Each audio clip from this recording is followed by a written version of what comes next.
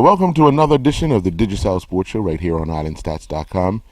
A very, very happy day for Bermuda, especially for Nikki Wells and Huddersfield.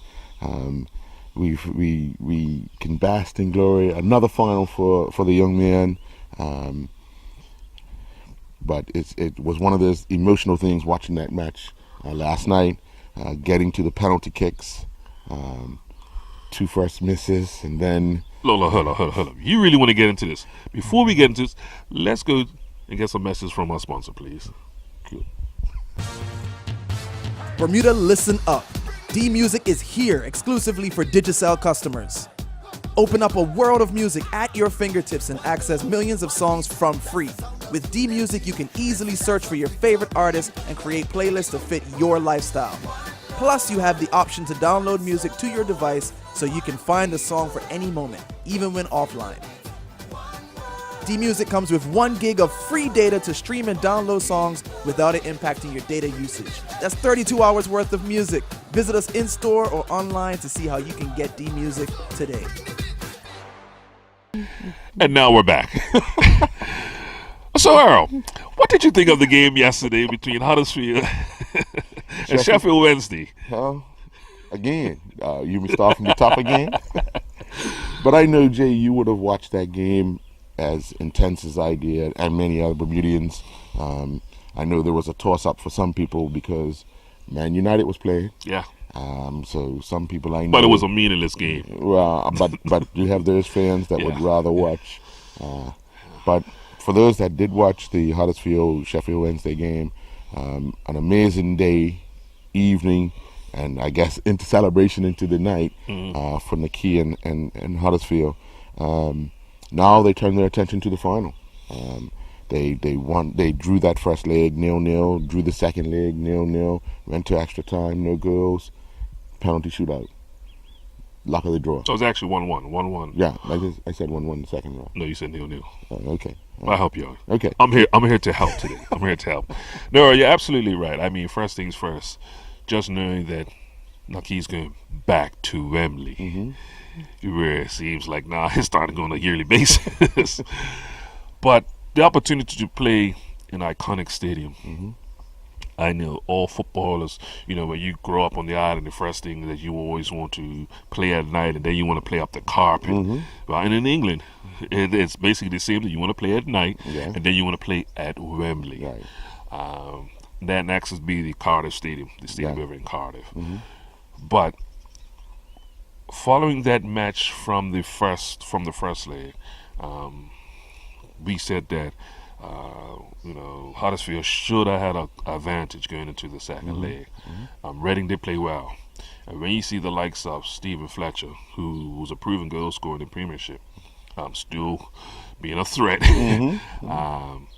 Goalkeeper Ward had a great game during regular time. Right.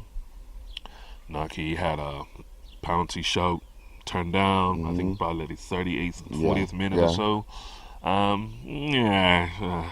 For me, it wasn't a penalty, but he was always deemed to be a threat. He was always running through the channels and always deemed to be a threat. Right.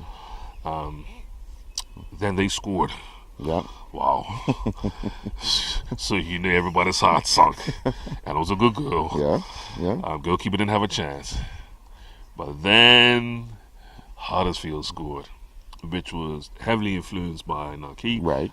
Ended up deeming to be, I believe, an own goal afterwards. Yeah. But heavily influenced. He was definitely in the mix of that. Then we went to extra time. Naki had a great chance. Sure. Had a great chance putting the side netting, but he had a great chance. Yeah. And then came the penalties. And as a former goalkeeper, some goalkeepers live for that moment. Yeah. Some shrink. Well, I was a goalkeeper too. I only played in goal. I only made up the numbers by playing in goal. So you might have shrank then. I'm saying. No. I stood tall. But some keepers, they love the penalty, that moment, because now they know it's money, and the penalty taker is supposed to have the advantage. But for some goalkeepers, they don't feel that way. It depends on what goes through your mind from the halfway line to that penalty spot. And I think that's what plays a role. Yeah. You saw that before a lot of. Now let's keep in mind, Ward, who plays in goal for Huddersfield, he's on loan from Liverpool. Right. So we're talking a class. Yeah, experience. Experience. A lot of experience. A lot of experience for Huddersfield, and he's made a great. I mean, they've done well with him playing the goal. Coming up with 2 saves. Not 2 misses, 2 saves, and good saves too. Yeah. And Naki took the 3rd penalty he scored. Yeah. But when the 5th penalty came and Huddersfield missed, Yes. I said, "Oh no, oh no, oh no." But could you imagine the walk from the halfway line? Well, first the walk back from the penalty spot for the Huddersfield player. Yeah. And then the walk from the halfway line to the penalty spot for the Sheffield Wednesday player. The next Sheffield Wednesday player. Because he's saying, I have to score. Yes. I have to score. Yes. And then you start worrying about, okay, so what if I don't score? It's over. And those things are professional. Everybody's human. Does he know where I'm going? Yeah. Should I change? Should I look to where I'm Should I going look to where I'm going? while I'm walking on? What is he saying to me? Yeah. I don't like him anymore. All those type of things. And hence he missed. He turned around and missed too. Yeah. Well, no, it was saved. It was saved Yeah. actually. Midsection too. Yeah. Yeah. So a great win for Huddersfield, which now May 27th is the next time we will be watching. Yes. May 27th, which will be a Saturday, where they'll be playing ready for the playoff final. Yeah. A spot in the Premiership. Spot in Premier. 90 minutes of one-hit wonder, mate. That's all you need. But you know what? Niki will be the envy of a lot of English footballers. Many of them dream of playing at Wembley. He gets a second bite at that cherry. You're absolutely right, and we're talking many. What we have. There are players that are in the Premiership That's never. who's never played at Wembley. Right. Been to it, paid for it. Oh yeah, if you had to pay to go through this turnstile. Sure. But he's actually played twice and started. Yeah. So it's gonna be interesting to see what the lineup will be. I'm pretty sure. I'm cross my fingers. He's got to start. Well, even last night, I was sitting there watching a bit, and kept saying, "Okay, don't warm nobody up. Don't warm nobody up. Don't warm nobody up. And if they're warming somebody up, don't take off 21." Yeah. You know, because for me, it was a bit of selfishness, but he was always a threat. And I think Coach Wagner really liked what he saw with Bowles and the other, and Brown up front. So they were menacing the Sheffield Wednesday defense, just by, like you say, running off the ball, running through the channels, doing the right things. Okay, it weren't resulting in goals, but it was always a threat. And as long as they had energy, he was leaving them out there to do what they had to do. But one thing with football, and when I say, we talked about some of the strategies there, with that stamina and running off the ball, you're actually playing a part for somebody else. Yes, yeah. Selfishness. So you're taking the space, or you're pulling the defender your way because you've been a threat. So he has to come with you. He can't leave you now. Can't just say, "Okay, I got him checked." Let him go. I've got to go with him. Now I could be pulling probably the most experienced defender out of position, allowing now for somebody to slip in behind him and come through. So there's a lot of things that, and I'm pretty sure Reading's going to have, obviously they've played Naki a few times, but I'm pretty sure they're going to have to have some type of game plan for Naki. But in saying that, Huddersfield will be doing the exact same thing. Yeah, without a doubt. May 27th. May 27th. So Saturday. Yeah. Day 2 of next week. Yeah, day 2 of the America's Cup. But I'm pretty sure, if anything, it's a break. Yeah. For that game. Yeah. We can get back to sailing after that. No sailing on that day. Well, not for that period of time. Because all of Bermuda's attention should be on Wembley Stadium, Huddersfield, Reading, and the prize is to go to Premiership next season. And you know what?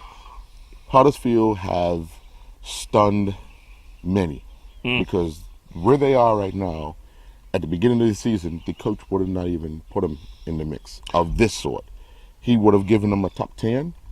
Well, yes. I mean, going into the season. But remember, they started off good. Right. Right. They started off good. They were in the first third of the season. They was hovering in the top 4 for the longest. But then they went through a little bad patch. Right. They went through a bad patch. And recovered. And then just stayed on a plateau. They didn't really do anything great in the last part of the season. They just hung in there, picked up a victory or picked up a point here and there. So that's why they're in the position that they're in. They was able to hang on, not drop too far down where they couldn't get back. Yeah. But let's switch that conversation now. Let's be biased and let's get let's put the onus on Naki. Going into the transfer, the last 2 transfer areas, a lot of teams have been looking at Naki. Yes. Right? We're talking about that magical age. When do you go for a bigger team but sacrifice playing time, or stick with a team like Huddersfield where now you've become a starter? Because remember, you had to fight with the Lord. You had to fight with to get back in, and you're making a decent salary, but you're gonna have more playing time. Right. That's Everybody wants to play. Everybody wants to play. Yeah. Well, I tell you what. Either way this goes, I honestly believe that Naki will be a Premiership player next season. I can't wait. Either way this can't goes, wait.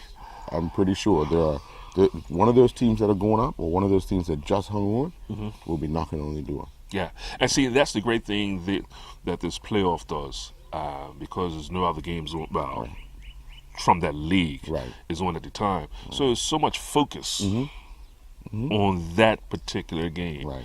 And the 27th, there's going to be a lot of focus on that game. Yeah. So scouting-wise, it's easy for all the scouts. Mind you, with how media is now, you can always get information or footage or whatever.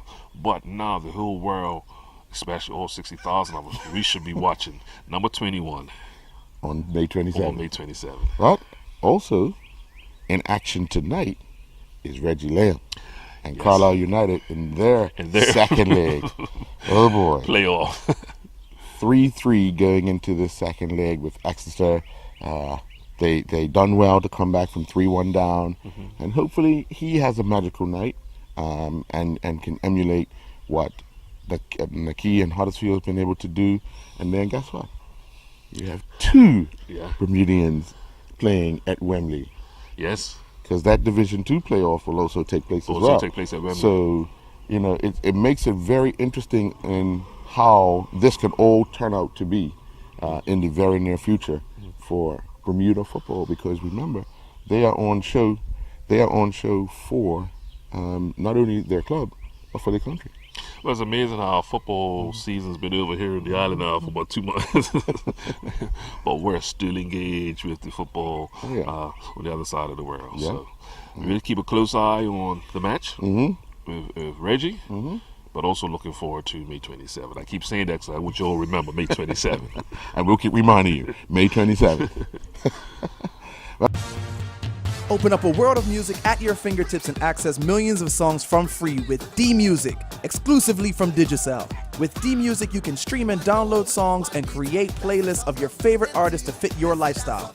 Whether you're working out at the gym, getting ready for a Friday night, or just chilling at home, D-Music comes with 1 gig of free data to stream and download songs without it impacting your data usage. That's 32 hours worth of music.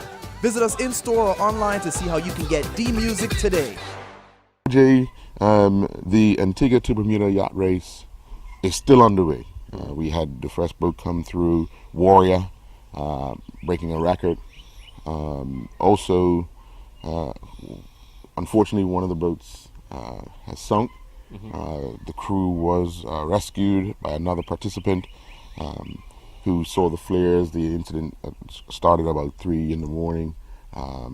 They let off flares, and boats went to their aid, who were also competing, and they managed to rescue all 6 people. Unfortunately, the boat is now at the bottom of the ocean, and they're expected to arrive in Bermuda earlier today. Hopefully, everybody gets on safe. Their family gets to see them. There'll be a lot of emotional periods with family. Because you're out in the middle of nowhere. Well, first of all, a 57-foot boat, right? And you're not going to see land. I have a bit of a problem. Because if I can't meet the land with me, I ain't good. Well, from a personal experience, Earl, I've had the privilege of sailing on basically a tow ship. Mm-hmm. And no, you're absolutely right. You're in the middle, as far as your eye can see. Water. Do you start hallucinating? You I see land. You wake up at night, and it's more water. You go to the bathroom sideways, and it's more water. But in these sports, this is the other side that people don't really want to talk about. It's like NASCAR racing. Nobody wants to talk about the accident. Right. These are the things that are very possible at any given time. Yeah. One thing that nobody's able to seem to control, or we could so-called monitor, but it's Mother Nature. Yeah. And when she has a chance to do what she does, along with water, some bad things can happen.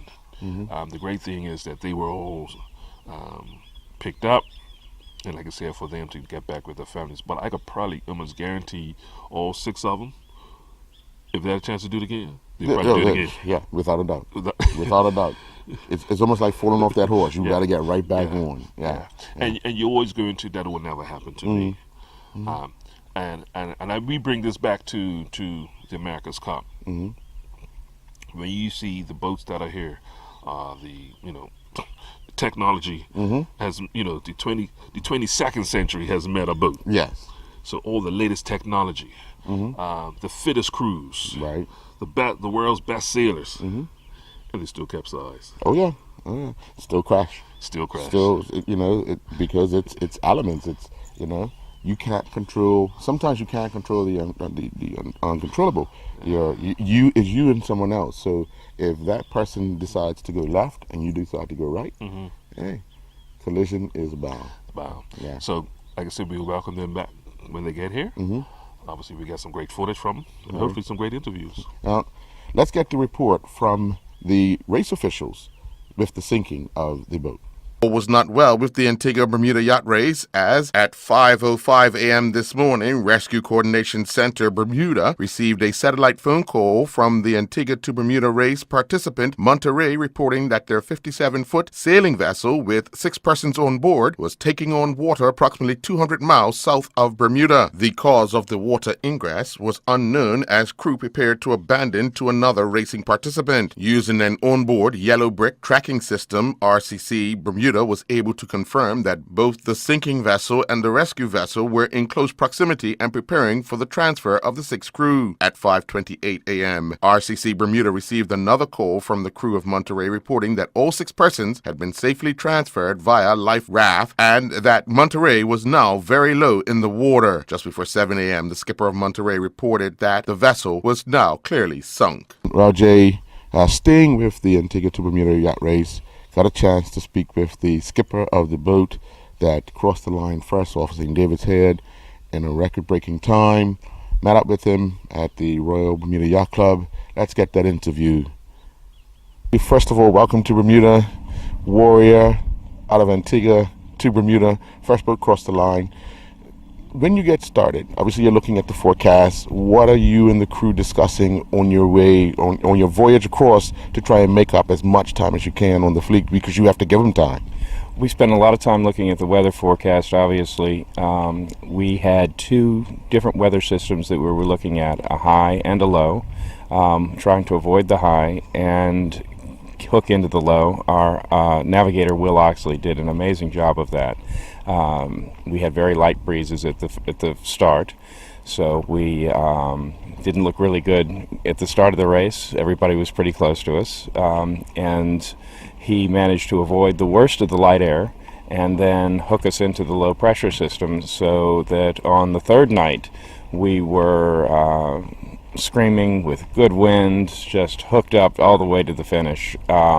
So that's what we're looking for, is how to optimize our route, avoid the slows, and do as much of the fast as we can. And I think we did a good job of that.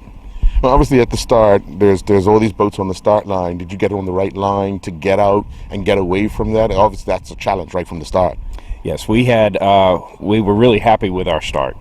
We hit the line with speed, so the boat was moving very well when we hit the starting line in the spot of the line where we wanted to be, which gave us a nice angle to get around Antigua, and that gave us a nice lead right out of the gate. Coming across, it's challenging because you could track to see where everyone else is, but you also want to make sure that you guys stay in fine-tuned to everything that's going on. Team talk. What's that like throughout the night, into the morning, and into a long day?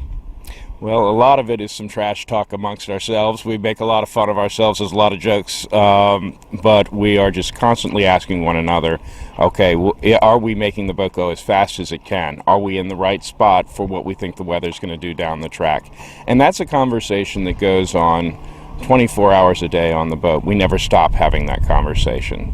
So we're asking what we can do to make the boat go faster, and we execute that by changing sails, by perhaps altering our route, and we'll do that many times throughout a day. We may change sails 10 times throughout the day, and when your sails are as heavy as this is and you're moving the way this boat does, that can be quite a undertaking. But if you don't do it, you're not going to be able to keep that lead. Now, you're no stranger to sailing across to Bermuda. When did you feel you was in familiar territory, because you have sailed other races to Bermuda? At no point did I feel like I was in particularly familiar territory, because whenever I've come, it's been from Newport. So this was a new approach for me. But there was no Gulf Stream to cross. So, in the Newport race, you kind of have these moments where you say, okay, I'm across the Gulf Stream, I'm across here, but I didn't have any of those signposts that I'm used to having when I come here, which made this race challenging as well. Once you see Bermuda, what's the atmosphere like on the boat? Because you only got a few miles to make it to the finish line. So what was that like, seeing Bermuda and then heading off to the finish line? It's like a bunch of guys who can't wait to get on their hot date. From the water to the date. Exactly. You can't get there soon enough. You see the island and you've got island fever. You're ready to finish this thing and get off the boat, and everybody gets very excited. They start working even harder and going even faster, and no matter it never fails. You start working harder and going faster as the finish line gets closer. The farther away it always seems. Those last few minutes are longer than the 10 hours that preceded them. For someone who's probably now getting interested in sailing, because we have so many sailing events going on in and around Bermuda, and a challenge like yours taking a few days to come across, they might be interested in attempting to do that. What's your message to the average person that could possibly say, you know what, let me try it? Well, my message is, first, definitely try it.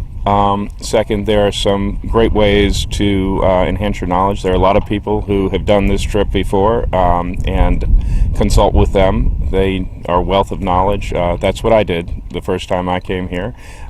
If you are an individual sailor, say without your own boat, but you're looking for a ride, deliveries are a great way to get on a boat, and even without as much experience, an owner of a boat may want you to come on a delivery to help get the boat from some place that it has raced. Well, once you do that, you get more experience in ocean time, and the next time you may be able to go as a racer.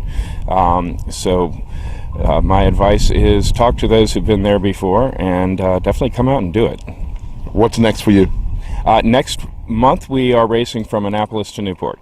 So we'll be from Annapolis to Newport, then to Marblehead to Halifax, and we're going to try to complete it's called the Northern Ocean Racing Trophy Circuit.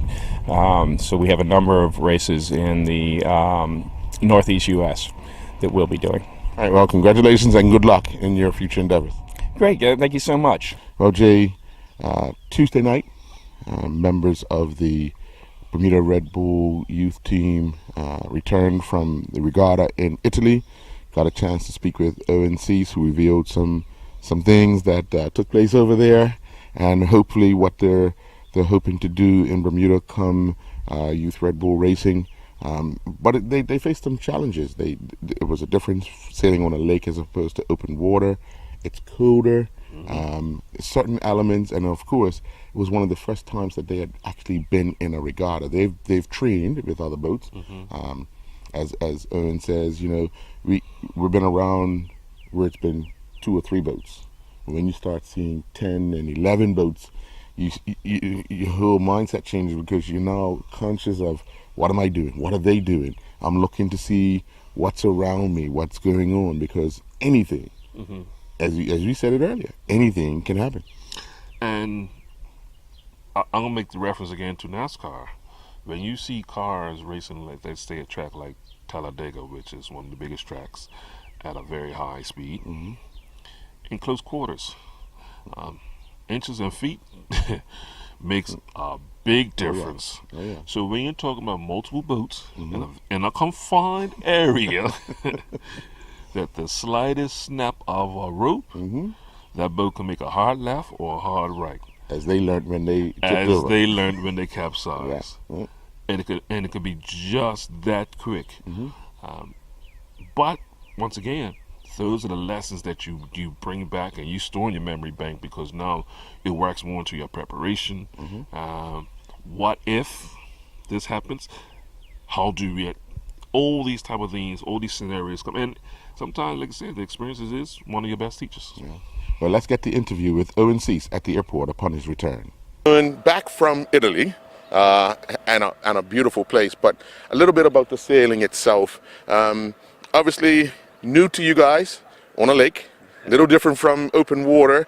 What were some of the challenges you guys faced right off the bat? You had a few days of training, but what were some of those challenges? Well, there's the usual stuff, adjusting to a different boat. We had to charter a boat. We couldn't use our boat that's here in Bermuda, so some of the systems were a little different. Things worked a little differently, so we had to rig up some different things there. The other difference is it's significantly colder there, so just the density of the air, it's a little different in the sails. And then it's the same with the freshwater. Being on the lake, it's different sailing to sailing on salt water. So, there's a bunch of little tricky things that we had to adjust to, but, it's good. As a team, you're always learning when there's new surroundings and everything. How did you guys manage each other, expectations, encouragement, and all that? How did you guys manage that? It was tough. It was a huge learning experience, and it was a little emotional at times, for sure, but I think the experience was certainly worth it, and it's certainly something that we're so thankful to our sponsors, and particularly oil, for getting us to be able to do, because it's going to be invaluable come regatta time for the Youth America's Cup. Right. The fact that, how many of you, 6 went, leaving how many back? 3. 3. How do they get up to speed when you guys come race time? Because you guys have got a notch in your belt already at that level of competition. Right. Well, it's we did take a bunch of video, so that's something that's certainly going to be able to help. But unfortunately, it was a little too expensive to do a full team thing, and the way the rules work for the sailing, we were actually lucky to sub in our 6th person. Because usually it's a 5-man crew and you're not allowed to rotate your crew. So we were very fortunate that they let us sub in even 1 extra person at the event. So it'll be a little tough, but the majority of the crews got that experience, and it's going to be super helpful for the event. When you tipped over, what was that like? What were you guys doing or trying to do? You weren't the only boat to go over, but what were you guys trying to do that resulted in you capsizing? Unfortunately, we had a terrible first race that day, and to make up for that, we kind of poured our energy into the second race, and so we kind of switched our brains off after we crossed the line of that second race, and unfortunately, we were told to bear away. We had to make some adjustments to the rig, and basically we went into a bear away, not thinking about it, not setting up the boat properly for what we needed to do, because we were tired, and unfortunately we flipped. But we did it already here in Bermuda, and with the proper safety boats around and us having done it before, it wasn't a big deal. We got it upright, checked everything over, and continued racing. We missed the time trial, but we didn't miss any of the racing. So I think all in all, with how little damage there was, it's probably the best way it could have happened. And you talk about the time trial, new experience for you guys, because it's just a straight line, blow for it as fast as you can. How do you get that machine to do that, but stay in control? Well, it's, the time trial itself is actually fairly similar to the start of every race. So you start with a reaching start, you do a reach, and you do a jibe around the mark. And the only new thing is instead of going downwind, you go reach back to the starting line, essentially. So it wasn't too different. It wasn't too much different from what we normally do. It was more of a fun thing to try and do. And, initially we did really well. On the first day of time trials, we were tied for 4th, but unfortunately missing the windy day of time trials, and on the last day we didn't do as well on the time trial as we could have. We just made a minor mistake on a jibe. So overall it was more of a fun thing to get into, and a different take on how we normally sail the boat. What do you take from this experience personally yourself? I think the biggest thing that we're going to take from this is knowing how to be comfortable with other boats around. So we did a little racing with 3 other AC-45s back at the end of March, beginning of April, and it's different. You don't think it's so big a jump from 3 other boats around to 5 other boats around to 10 other boats around, but it makes a huge difference with the speeds these boats do. Yeah. Do you miss playing your inline hockey? I do miss playing hockey. Unfortunately, I'm not allowed to right now. All right, well, welcome back. Thank you very much. Bermuda, listen up. D-Music is here exclusively for Digicel customers. Open up a world of music at your fingertips and access millions of songs from free. With D-Music, you can easily search for your favorite artists and create playlists to fit your lifestyle. Plus, you have the option to download music to your device so you can find a song for any moment, even when offline. D-Music comes with 1 gig of free data to stream and download songs without it impacting your data usage. That's 32 hours worth of music. Visit us in-store or online to see how you can get D-Music today. Jay, also arriving at the airport on Tuesday night was the Bermuda national netball team returning from the European Championships over in Scotland. Got a chance to speak with the president of Bermuda Netball Association, the captain, and 2 other players about the experience. Let's get the interview of the netball team upon their arrival back at the LF Wade International Airport on Tuesday night. Yes, they're back safe and sound, yes. Overall, what do you think of the performance? I thought these girls done a phenomenal job. The support back here in Bermuda, we couldn't help but just applaud their efforts and the way they carried themselves, the way they handled themselves. They definitely went out there and made a name for themselves. Overall, obviously you were up against it. What did you think of the girls' performance? As team captain, I couldn't be any more proud of the performance that we displayed. We fought hard, we gave everything that we had. We had multiple games in a short time period, so I'm extremely proud to represent Bermuda. We actually earned a lot of respect from the way that we played. They didn't really know what to expect from us, so I feel that we represented ourselves well, Bermuda well, our family well, and I just couldn't be any more proud of what we did. What were some of the things that kind of shocked you about your opponents? You had 3 games, 3 different teams. What were some of the things that would have shocked you about your opponents? So Ireland in particular comes to mind. They were very organized. They're an experienced team. So I think we all knew it was going to be physical. We all knew the fitness level was going to be high. And we knew that the opposition was going to be tall. So that wasn't so much of a shock. But the fact that Ireland in particular, they were very organized. One player, I believe, had 50 caps. So as a young team, as an inexperienced team, I thought we done very well against Ireland in particular. Israel. Yes. Yeah. Okay. You win that. What's the team talk going to the next game?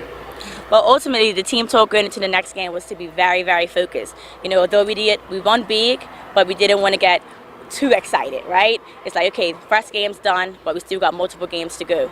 So as a team, we collectively sat in groups and we strategized with the coaches. We identified who was going to play next and what the strategy was going to be to play them.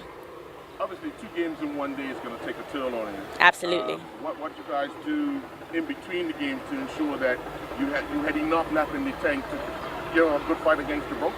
Yeah, so playing against Ireland, we went into the game knowing that we had to be mentally and physically fit. it was a tough one, but we competed, and in fact, we shocked them. So we had a 4-hour break. In my opinion, we needed more time. But going into the game for Gibraltar, it was like, okay, guys, let's focus. We went to that game, we played hard. It was upsetting at the end. We only lost by 6. But if given us the time and more preparation to recover, we would have won that game.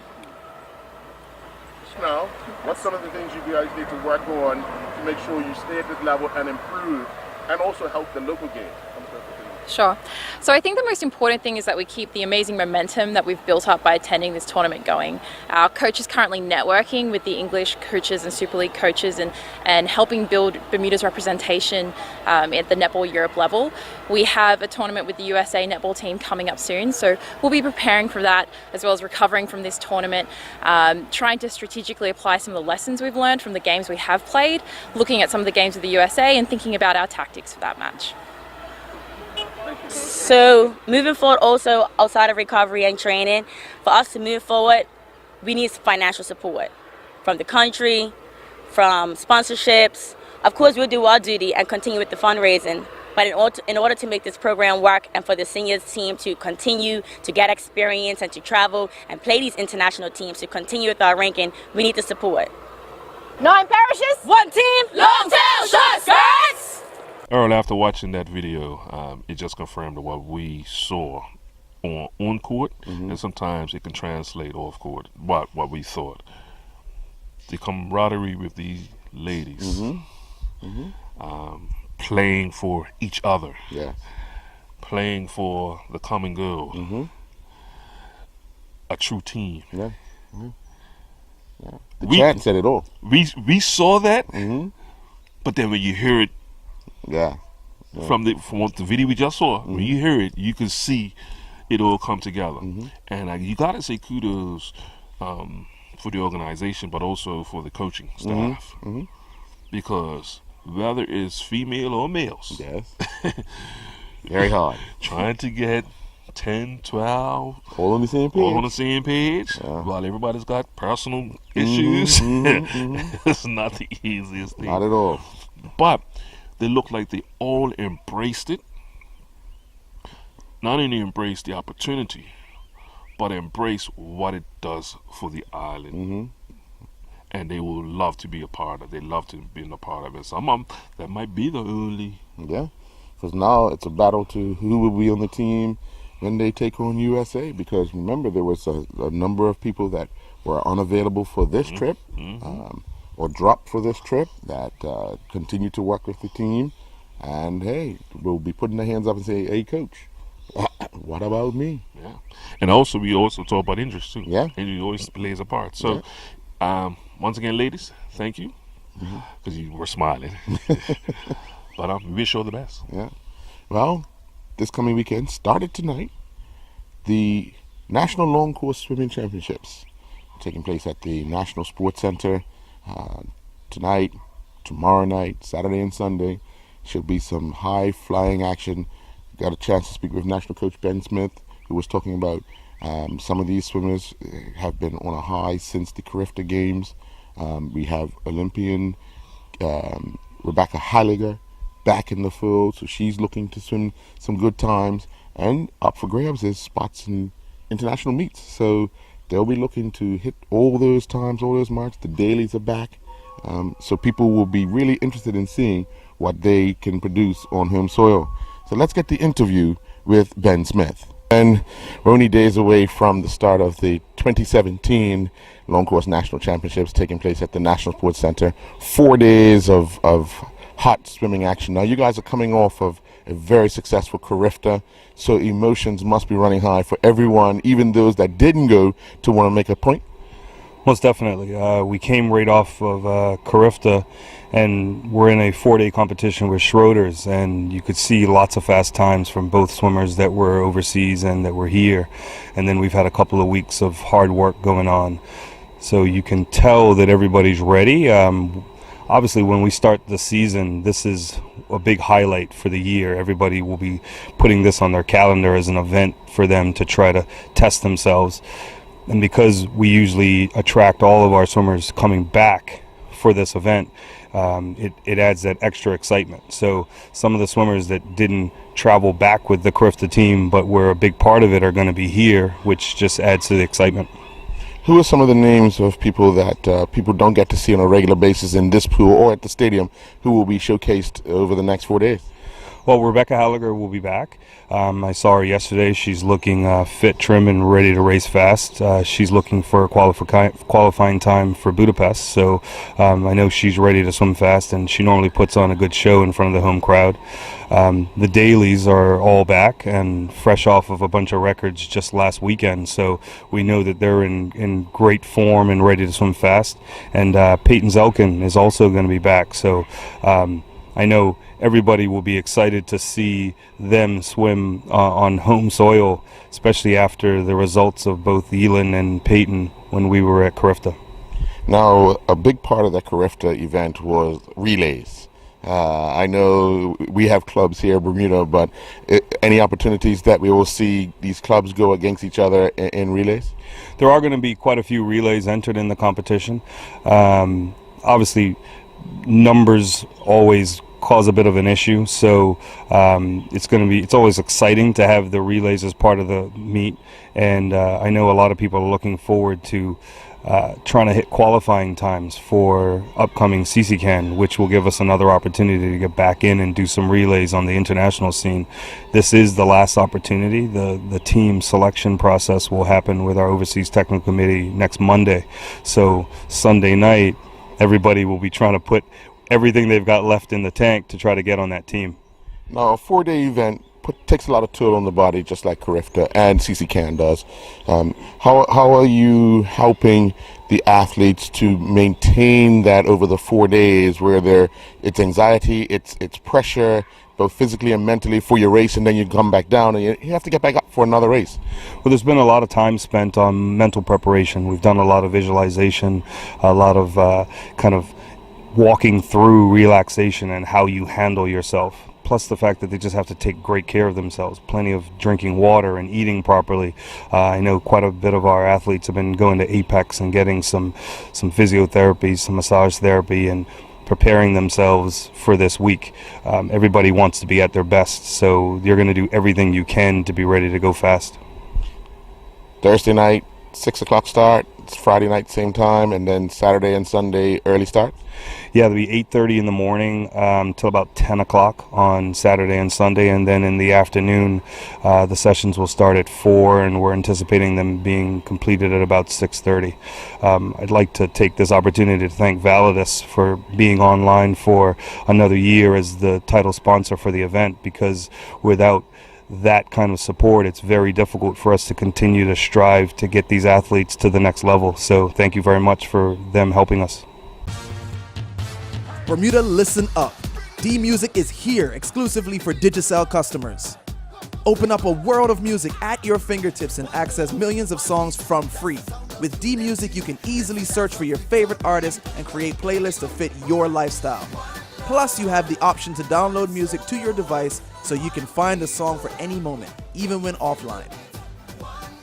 D-Music comes with 1 gig of free data to stream and download songs without it impacting your data usage. That's 32 hours worth of music. Visit us in-store or online to see how you can get D-Music today.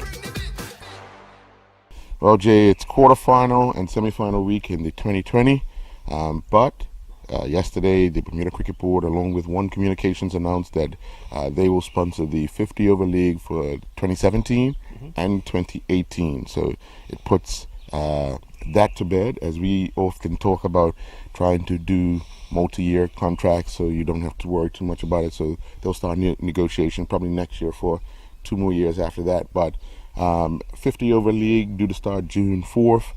Mouth-watering appetite for the Premiership opener between Bailey's Bay and Southampton Rangers at Seabreeze Oval. It's 6 teams in the Premiership, 7 teams in the First Division. Some interesting matchups there. Yeah, most definitely. And, you know, coming off the final, which will be for the 2020 final on May 27th. Yes, that's right. So we'll be cricket, then break, tea break. Yeah, no, football. Yeah. And then back to cricket. Yeah, sure. But also, with that match you're talking about Southampton Rangers, where we talked on the last show with Ricardo Brangman, looking in fine form already this season.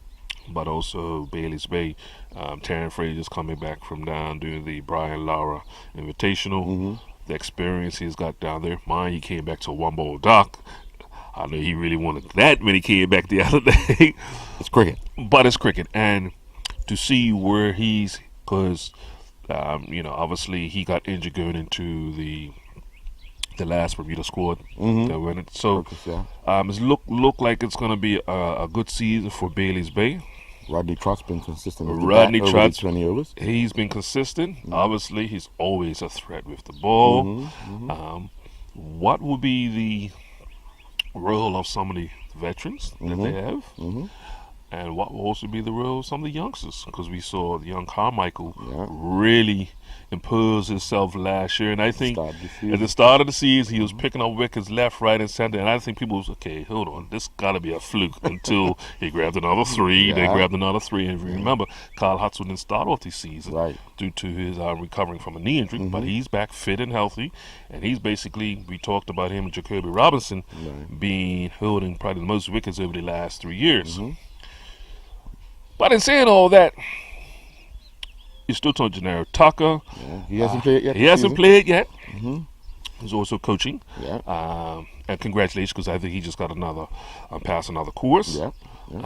So he hasn't played yet. But they've got some boy. Rangers got a little score this year up there. But in saying all of that, once again, we're not talking about the champions yet. No. Now, with the champions. Their first game is an Eastern County rival. They pretty much have the same squad. With the inclusion. They got a few knocking on the door. With a few more guys.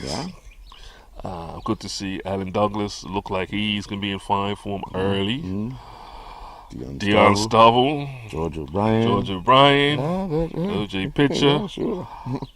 Be interesting to see if Delwan commits. Get off the golf course, man. Get off the golf course.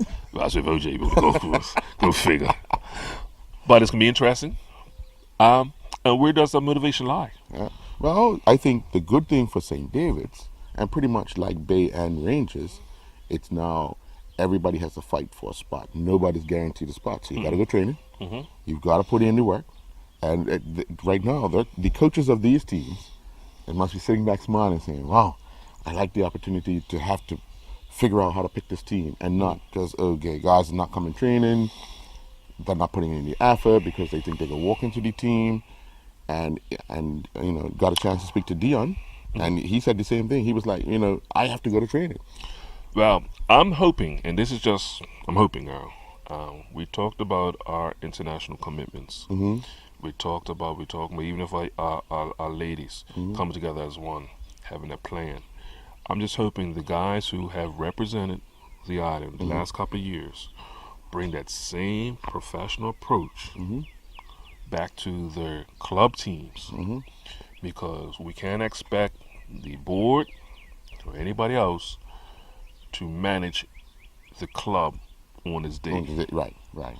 All they can do is supply the atmosphere, make up the leagues, but on that day, we need, especially the veterans and the guys who have the experience, to entertain the fans in a cricket sense.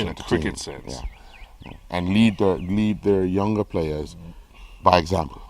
Once we do that, and we continue to do that, this sport will grow, because no matter what anybody says, it still comes back to one of our national sports. As much as we heard a lot about America's Cup and sailing, cricket and football is still our national sports.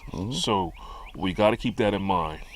We have seen it waver over the last few years, but I think with the crop of guys that are in the national squad now, and what they can bring back to their clubs, you see the clubs that have got it, and you see the clubs that don't have it. Now we just needed to get to the other clubs. And hopefully with some of these coaches who just upgraded their skills, they could take that back to their clubs, not only on the senior level, but also the junior level. So I'm looking forward to a great season. And you know, like I tell you, Earl, in the next couple of weeks, we have to start talking about who is going to be eligible, who's in contention of looking forward to cup match. We're only talking about under 80 days. Yeah, yeah. It seems like, but it's not far away. It's right here. Yeah. It's right here. It's right here. Well, the Bermuda Gates is the place that the Deloitte Open Tennis Tournament continues. We've had quite a few days of action. Let's get a roundup of the Deloitte Open from Bermuda Gate.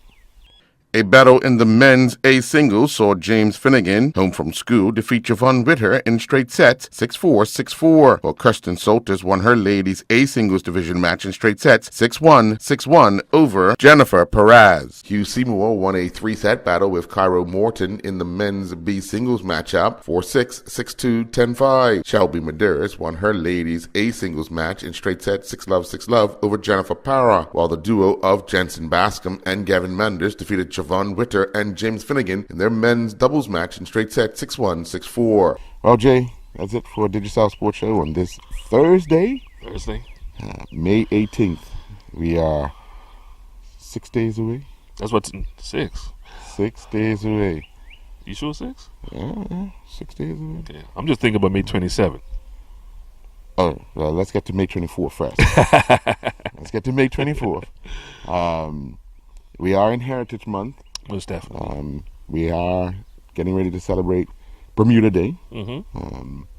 And hopefully everyone's putting in what they need to put in for that day to ensure that, especially the runners and the cyclists, they take care of themselves over this what short period they have left to ensure that they make it to Hamilton safely from the East End, and they can sit back and enjoy the rest of the day of the parade, and then get ready for May 27th. Yeah, most definitely. I mean, Earl, like you said, it is Heritage Month, and that's something that we look, as a Bermuda, we look forward to every year. As far as the racing is concerned, we've spoke about it for the last month and a half now. We look like it's a wide open, not only in the running race, but also in the cycling. It's going to be interesting to see who makes any last-minute adjustments or who sits out this weekend, because there's still a couple of events this weekend. Who's going to sit out for rest, for rest's sake, or who's going to go and enter but take it light, just to turn over the wheels or turn over the legs, as they'll say. But this road of strategy comes in, and by that time, our next show, we will know who's exactly in the race, because there might be some more fallouts, or it might be some more inclusions. But we'll know for definite by the next show. And then we could probably give It'll be Bermuda an educated. Next. We'll have an educated prediction. How's that? It's still a prediction. Yes, indeed. But it'll be an educated prediction with all the information that we will have at our hands at the time. So, from myself, Earl Baston, and Jason, have a good evening from the Digicel Sports Show right here on Islandstats.com. Registration finishes